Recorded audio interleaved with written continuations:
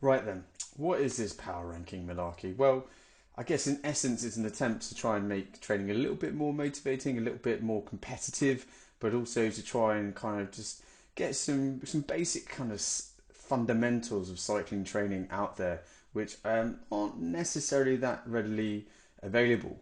Particularly when it comes to kind of just understanding where you sit in terms of the hierarchy of cycling. As you'll see from the questionnaire, we use a particular profiling chart, which is well known. And yeah, the kind of descriptors that they use are, in my opinion, borderline offensive, really, in terms of describing you as kind of like fair or novice or what have you. And so what we're trying to do is kind of make it a little bit clearer as to where you really sit in all that. Because ultimately, when you've got a chart that's spread up all the way up to kind of world class professionals, you know, vast majority of us are pretty low down on that chart. So with our power ranking project, we're trying to de-anonymize that chart.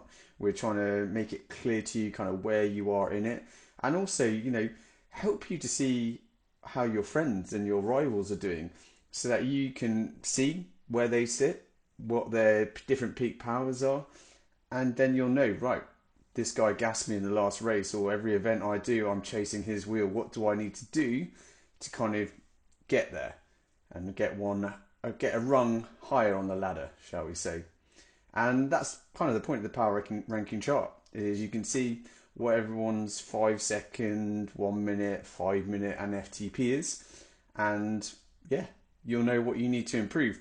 In the questionnaire, you'll also see there's tons of training advice, both in terms of kind of what the peak powers are about, how they relate to your different energy systems, basically your body's different ways of metabolizing energy.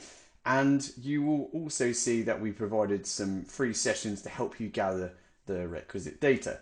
All in all, the hope is that it makes training a little bit more competitive, a bit more fun, and particularly for those people that aren't particularly racers, but still have that kind of competitive urge.